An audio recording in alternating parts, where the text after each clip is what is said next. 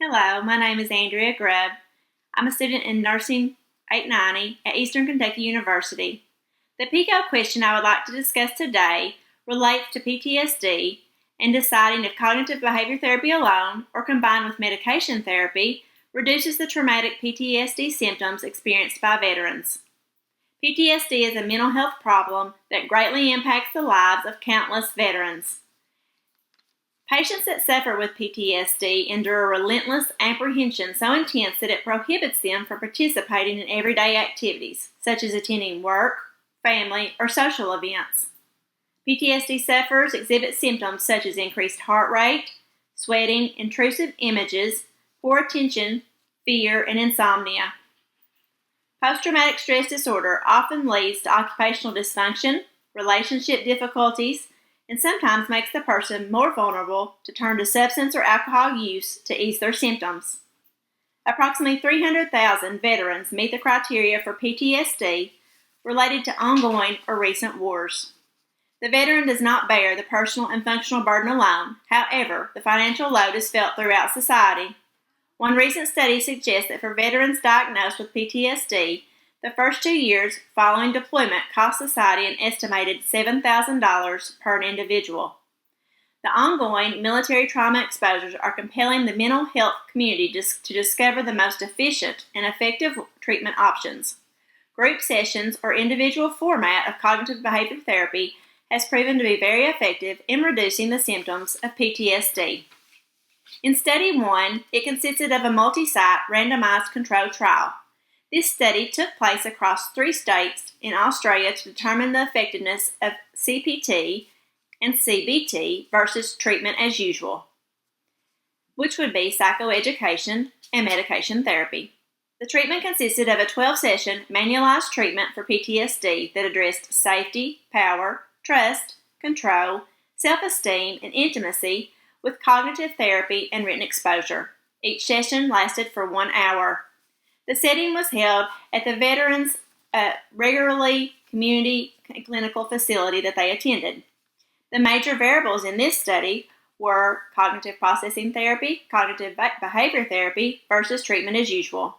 The sample consisted of 59 participants. 30 were allocated for CBT and CPT sessions and 29 for treatment as usual. A clinically significant improvement was noted through using CBT and CBT therapy as evidenced by exceeding a 12-point drop in CAP scores for pre- and post-treatment along with a total CAP score of less than 20 points at completion, which indicated full symptom remission. The strength of this study was conducted in a naturalistic veterans clinical treatment setting. CBT is a post-traumatic stress disorder recommended guideline in all clinical practice. Limitations where medications were changed or adjusted during the study, and this study required a longer evaluation time. In Study 2, we look at Integrative Cognitive Behavior Therapy. This is a manual guided therapy comprised of 3 primary skills designed to improve PTSD. Patient education about PTSD, mindful relaxation, which would be a combination of centering and breathing techniques, and flexible thinking, a cognitive restructuring approach of the links of events, beliefs, and emotional behavior and consequences, otherwise known as ABCs. 12 participants were determined eligible for this study. All were Caucasian males around the age of 38 and had been exposed to 100% military trauma and combat exposure. The 2 major variables that were in this study were acceptability and tolerability. 35 veterans were referred to the study.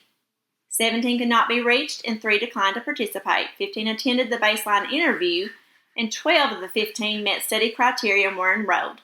91.7% attended at least one ICBT session.